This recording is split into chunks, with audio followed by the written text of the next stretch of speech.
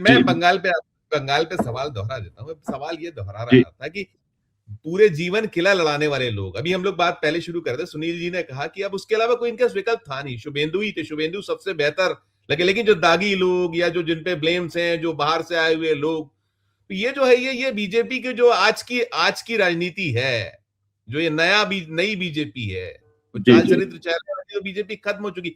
और हम चुनौतियों की बात कर रहे थे, चुनौतियां किस तरह की चुनौतियां देखते हैं, तो अभी काफी चीजें तो सुनील जी ने उसको किया है, अलबरेट किया है। लेकिन आप अब बंगाल में क्या देखते हैं? बंगाल जिस हालत में मिलने जा रहा है, शुभेंदु अधिकारी अब कल वो शपथ ले लेंगे, लेकिन हालात तो बहुत है, चलाएगा तो उसको दिल्ली ही चलाएगा। और आज जो आप मंच से हम सुन रहे थे, मंच से जिस तरह की बातें अमित शाह कर रहे थे, जो चीजें उन्होंने कही है, आपने देखा हो सुना हो कि हमारे इतने कार्यकर्ता मारे गए, हमारा ये रहा, हम ऐसे रहे, 3 से फिर हम यहां पहुंचे और आज यहां पहुंचे हैं। इसमें किस तरह का बंगाल आप देख पा रहे हैं अब जो आने वाले शुभेंदु की अधिकारी की, जो आप वो संभालेंगे ये ताज? टिप्पणी। जी असल में शुभेंदु के अलावा कोई दूसरा विकल्प नहीं था। अ, एक मिनट रेजोनेंस आ रहा है, आपको शायद बाकी सबका म्यूट करना पड़ेगा तब होगा। जी जी अगर ये जी ये जो बात कही जा रही है कि कोई विकल्प नहीं था, मैं ऐसा नहीं मानता, क्योंकि बीजेपी जो है वो विकल्पों के ऊपर तो चलती ही नहीं है। हम मेरे यहाँ तो मोहन यादव में आपने देख ही लिया कौन सा विकल्प था, वो खट्टर कौन से विकल्प थे, ये जो 5-5 बदले थे उत्तराखंड में ये कौन से विकल्प थे। वो तो कोई विकल्प का मसला था नहीं। और शुभेंदु अधिकारी जो हैं उनकी तो जिसे कहते हैं पूंछ इतनी दबी हुई है कि मतलब वो बहुत ज्यादा कुछ गड़बड़ करने की स्थिति के अंदर भी वो नहीं थे, क्योंकि उन्होंने दुश्मनी बहुत पाल ली है। शुरुआत तो उन्होंने कांग्रेस से की, फिर टीएमसी में गए, फिर वो बीजेपी के अंदर गए।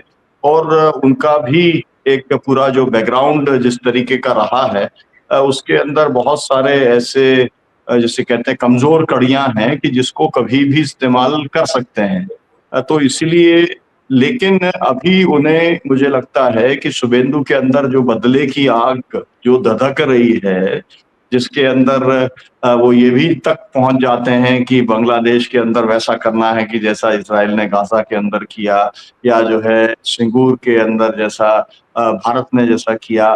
तो वो जो इनका जो बदले की भावना है, और अब तो वो और भी ज्यादा आगे बढ़ गई है, क्योंकि जो है उनका जो खुद का उनका अपना पीए मारा गया है, जिसको लेकर के आज तमाम सवाल जो है उठ के खड़े हो रहे हैं कि उनके 4 उनके निजी सहायक मारे जा चुके हैं। और लोग इसको जोड़ रहे हैं कि कैसे हरिंद पंड्या की हत्या हुई थी उसके साथ जोड़ करके देख रहे हैं।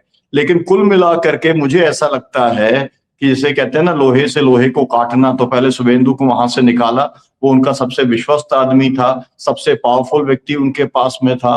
उन्होंने ही उसको जो है 2-2 बार सांसद बनवाया था। उसके पहले भी जो उनका बैकग्राउंड था, पूरी कांग्रेस से निकली थी टीएमसी, उनके जो पिताजी थे शिशिर अधिकारी, वो भी पावरफुल लीडर थे। तो वो पूरे इलाके के ऊपर उन्होंने एक खूंटा अपना गाड़ा, और अब उसी खूंटे के माध्यम से वो पूरे के पूरा टीएमसी का सफाया वो करना चाहते हैं।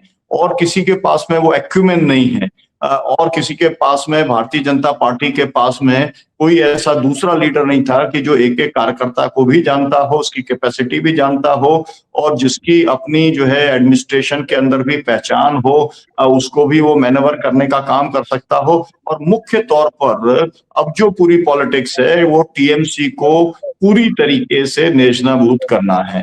तो वो जो काम कर सकता है शुभेंदु अधिकारी, वो कोई दूसरा अगर इनका आरएसएस वाला कोई बना भी देते तो उसके अंदर उतनी दम नहीं आती, चाहे कितना भी उसको मैनेज और मैनिपुलेट करने का काम करते। इसलिए इनको बनाया गया है। और मैं बहुत बड़े पैमाने पर बंगाल के अंदर रिप्रेशन भी देखता हूँ, बड़े पैमाने पर विक्टिमाइजेशन भी देखता हूँ, क्योंकि अब मैं ये हर जगह पर ये देख रहा हूँ कि जितने बीजेपी के लोग हैं, संघ के लोग हैं, वो बार बार बोल रहे हैं कि 300 कार्यकर्ता हमारे मारे गए। वो 300 की लिस्ट आज तक कभी आई नहीं है।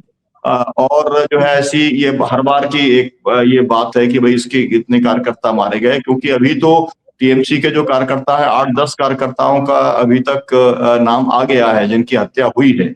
लेकिन अगर 300 कार्यालयों को तोड़फोड़ किया गया है तो उसमें भी लोग चिन्हित किए गए हैं कि आगामी समय में जिनका की पॉलिटिकल मर्डर बिल्कुल राइटिंग ऑन द वॉल दिखलाई पड़ता है। तो इसकी जो एक किस्म की जो एक्सपर्टाइज है वो शुभेंदु के पास में है, और इसीलिए उनका एक उपयोग वो करेंगे। और ये तो हमने बराबर देखा है कि भारतीय जनता पार्टी कभी भी किसी भी आदमी को बदल सकती है। तो लेकिन इसलिए वो खतरा उनका बना ही रहेगा। और क्योंकि ये नए हैं भारतीय जनता पार्टी में, तो जैसे हेमंत विश्व शर्मा ने जितना ज्यादा जहर फैलाने का काम किया, तो उन्होंने तो योगी आदित्यनाथ को भी पीछे छोड़ दिया। तो अब ये जो तीसरे आए हैं, तो अब जो नंबर 1 के ऊपर जो एक दावेदारी है, वो दावेदारी जो है अब उस करने में ये तीनों लोग एक लाइन के अंदर आ गए हैं, जिसमें आदित्यनाथ जो है नंबर 1 पे पहले होते थे, लेकिन अभी हेमंत विश्व शर्मा नंबर 1 पे हैं। और जिस तरीके का कारनामा ये आने वाले समय में शुभेंदु करने वाले हैं, तो ये नंबर 1 के ऊपर जो है हेट्रेड फैलाने वाले, और जो है उस हेट्रेड के आधार के ऊपर संहार और नरसंहार और हत्याएं करवाने का बाकायदा ये एक सुपारी लेकर के करने वाले, ये एकदम स्थापित हो जाएंगे कुछ समय के बाद में। क्योंकि हम ये देख रहे हैं कि लोगों को जो प्रोटेक्शन है वो जुडिशरी से मिल सकता था, वो जुडिशरी से कोई किसी स्तर के ऊपर प्रोटेक्शन वो मिलने वाला नहीं है।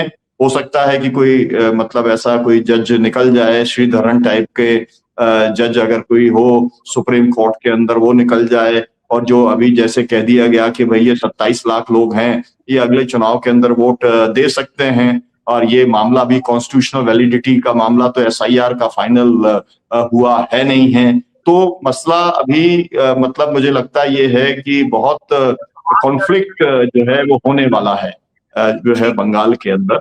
और मैं बस एक और लाइन में जोड़ना चाहता जरूर हूँ, लेकिन तमिलनाडु के अंदर भी ये देख लीजिए आप कि मनोरमा जी, मैं आपके पास आया था, मुझे सुन पा रही मनोरमा जी? अब सुन पा रही आवाज? क्योंकि आपका भी आज थोड़ा टेक्निकली कुछ मुझे दिक्कत थी कि पहले जोशी जी से संपर्क टूटा, फिर आपसे टूटा। आप करिएगा, मैं तमिलनाडु को लेकर आपके पास आया था। अगर आप मेरा सवाल सुन पाई तो मैंने यही कहा कि वहां जो सीन बन रहा है और जो टीवी के चीफ को धमकी देना पड़ी, जिस तरीके से वो कहीं एक आए अपने पर और फिर करना पड़ा, अब आ रहा है। लेकिन वहां जो सीन बन रहा है, अब ये भी निकला कि एआईडीएमके और डीएमके दोनों मिल सकते हैं। ये भी अजीब गरीब, हालांकि सुनील सर कह रहे थे कि ये संभव नहीं है, लेकिन फिर भी अब राजनीति में कुछ भी है। तो क्या है, क्या सीन? आपको बंगाल पे भी कुछ करना चाहे तो आप करिएगा टिप्पणी, क्योंकि अब ममता, जो भी मैंने कहा ना कि भय आउट और भरोसा इन, दोनों पर आप। फिर मैं सुनील जी के पास जाता हूँ। जी, तो बहुत सारी बातें सुनील सर ने कही। राज्यपाल की जब देखिए बंगाल जल रहा है तो सरकार बनाने जा रहे हैं, अमित शाह गए हुए हैं, और जहां सरकार बननी चाहिए वहां पर सरकार बनने नहीं दे रहे हैं। तो आप इसी से समझ सकते हैं 108 और अभी स्पष्ट रास्ता भी जो है वो खुल गया है। बस एक वीसी के है जो वो मतलब कि नहीं आ रहे उनके साथ में, और अभी उनके बयान भी है जो मतलब क्या उनका स्टेप होगा, क्योंकि उन्होंने कहा कि अहंकारी हैं विजय, और ये लोग सपोर्ट भी जो है व्हाट्सएप पे मांग रहे हैं, हमारे पास नहीं आता। तो इस तरह की बात है। लेफ्टिस्ट 4 हैं और बीसीके के 2 हैं, और ये जो आईयूएमएल के 2 हैं, ऐसा है नंबर्स, इस तरीके का है ना कुछ। जी, तो आईयूएमएल दे रहा है कि नहीं दे रहा है ये नहीं पता। 4 या 4 जो है कांग्रेस के, सीपीएम सीपीआई के 2-2 हैं, और ये इनके साथ आ रहे हैं। फिर भी 2 संख्या कम होती है तो वो वीसी की बात थी, क्योंकि वो आइडियोलॉजिकली भी जो है वो उसमें जा सकते थे, लेकिन अभी वो नाराज चल रहे हैं जिस तरह की बात हो रही। तो एक और मुस्लिम लीग से समर्थन मांगा है कि नहीं वो नहीं पता। और पीएमके है, पीएमके अब तक जो है वो एनडीए के उसमें रहा, लेकिन 4 उनके पास भी है। तो कुछ ये बात हो सकती है, क्योंकि मतलब उनके आने की संभावनाएं भी बन सकती है। पीएमके के जो 4 हैं तो वो किंग मेकर की पोजीशन में आ सकते हैं। तो देखते हैं कि किस तरह से चीजें अनफोल्ड होती है। सुबह से खबरें चल रही थी कि सुबह क्या कल से चल रही थी कि डीएमके आईडीएमके दोनों साथ आकर के, और तो ये मुझे भी लगा मतलब कि ये जो भी तमिलनाडु को जानता है, तमिलनाडु की पॉलिटिक्स को जानता है और उसमें पब्लिक सेंटिमेंट्स को जानता है, बहुत इमोशनल है यहाँ की जनता और भावनात्मक रूप से बहुत चार्ज होती है किसी भी चीज को लेकर के। तो आप यहाँ पर उनके साथ अगर धोखा करेंगे तो फिर आप अपने लंबे समय के लिए अपनी राजनीति को आप वो कर देंगे, कुल्हाड़ी मार लेंगे। तो ये चीजें जो सेंटिमेंट्स क्लियर है उस क्लियर से आप देखिए एआईडीएमके को नुकसान भाजपा के कारण खाना पड़ा है, और वो लगातार असमंजस में रही, भाजपा के साथ सहयोग बरकरार रखें ना रखें, और जो है वो सजा जो है वो भी मिली है तो भाजपा के साथ होने की मिली है, जो उनका बेस कम हुआ है। अभी भी खबरें आ रही है कि वो छिटक सकते हैं, कुछ जा सकते हैं, आ सकते हैं, इस तरीके चल रहा है। सूचना है कि टूट सकता है एनडीए, वो छिटक ये सकते छोड़ हैं, सकते छिटक सकते हैं, बिल्कुल। जी हाँ जी बिल्कुल, बिल्कुल। और अब तो स्टालिन की बात आ ही गई, वो तो वो कह ही रहे हैं अभी थोड़ी देर पहले भी उनका एक बयान है कि राज्यपाल क्यों नहीं जो है वो उनको साथ आने का निमंत्रण दे रहे हैं, तो ये चीजें भी साथ में आ ही रही हैं। और एक सेकेंड, तो ये चीजें चल रही है। और तो मुझे नहीं लगता है कि ये जो स्थितियां बन रही है तमिलनाडु में, वो अगर ये लंबा खिंचता है तो ये लोगों के सेंटिमेंट्स को नाराज करना होगा, लोगों के सेंटिमेंट्स के अगेंस्ट में जाना होगा।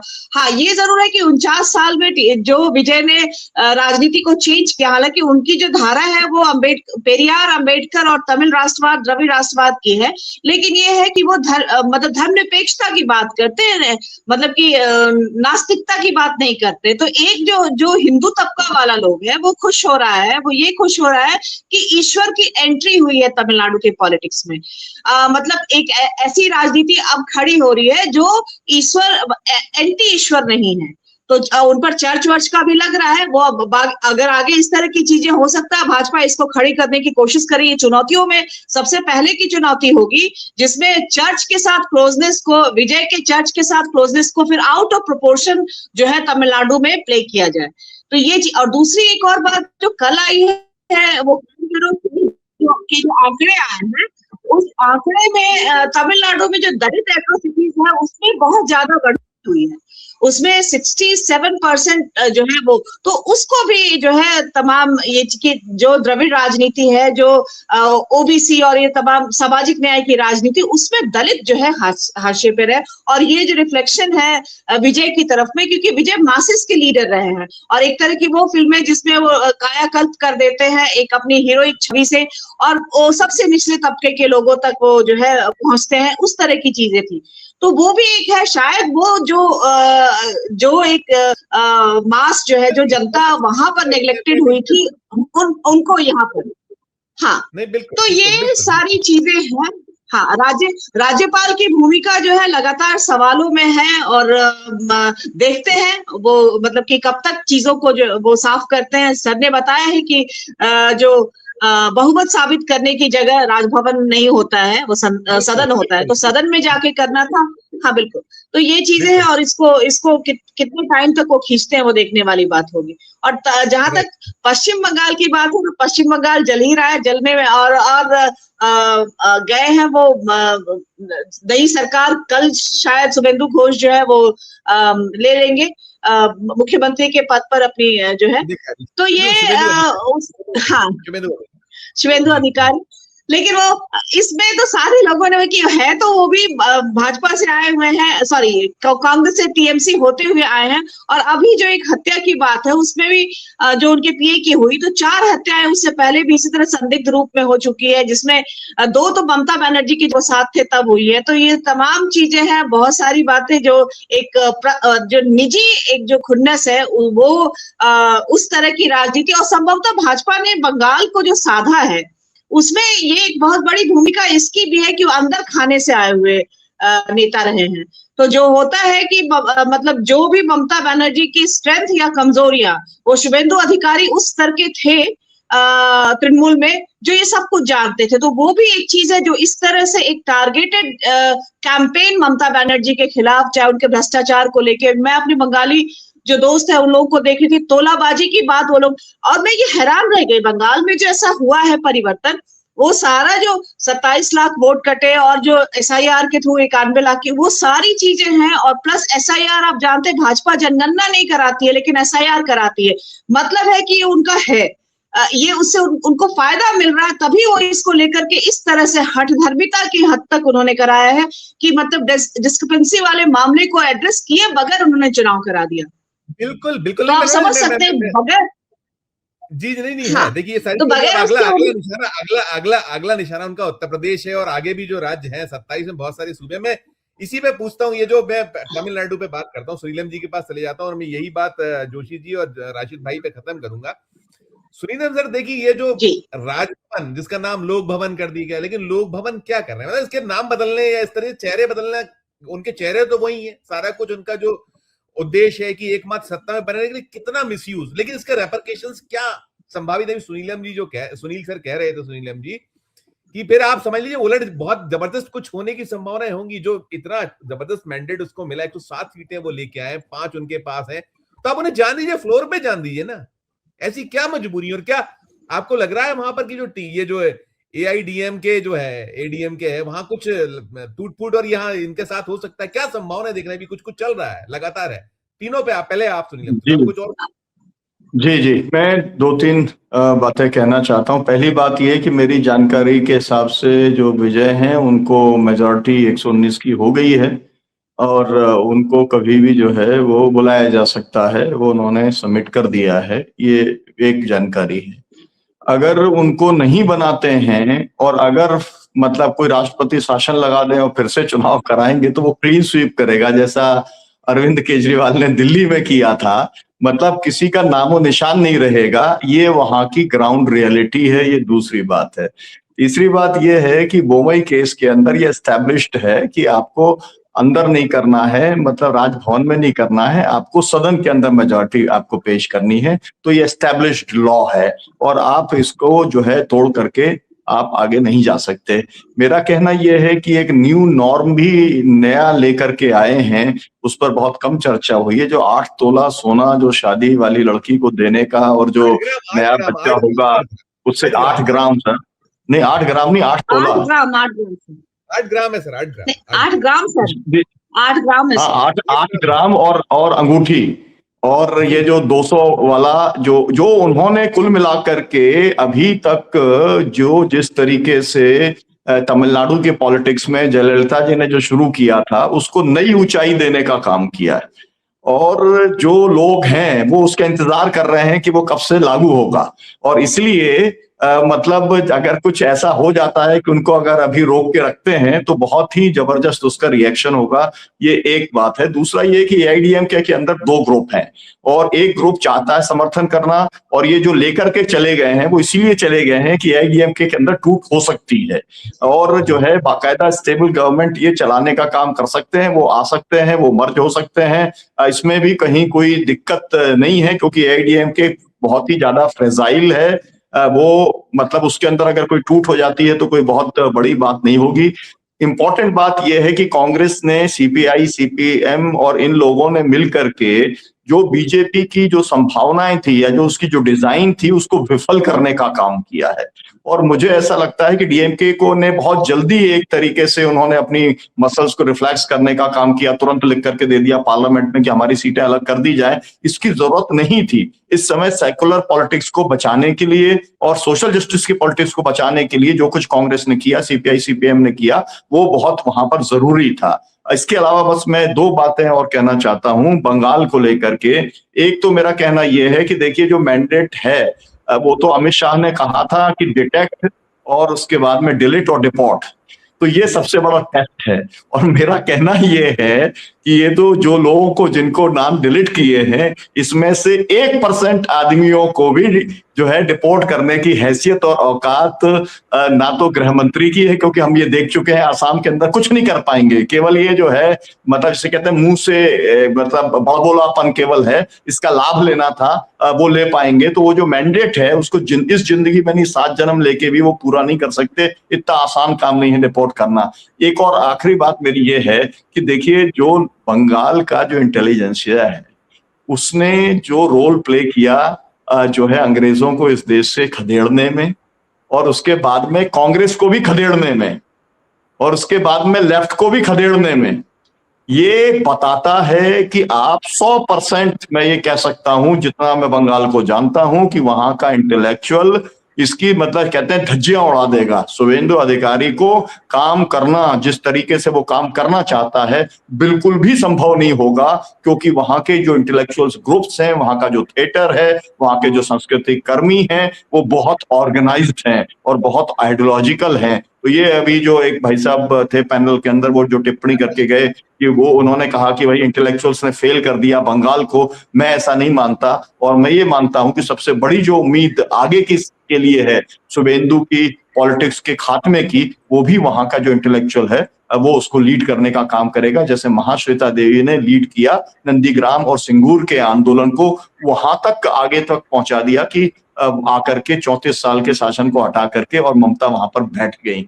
ऐसा ही उस समय हुआ था जब सिद्धार्थ शंकर को जो है हटाया था, उन्होंने कितना कड़ा कत्लेआम किया था वहां पर नक्सलियों का, लेकिन उनको भी हटाने के उसमें मुख्य भूमिका जो थी वहां के इंटेलेक्चुअल्स की थी। तो इंटेलेक्चुअल्स का जो वहां की क्षमता है, जो पोटेंशियल है, वो बहुत ज्यादा है। जी बरोबर है, जी जी बिल्कुल।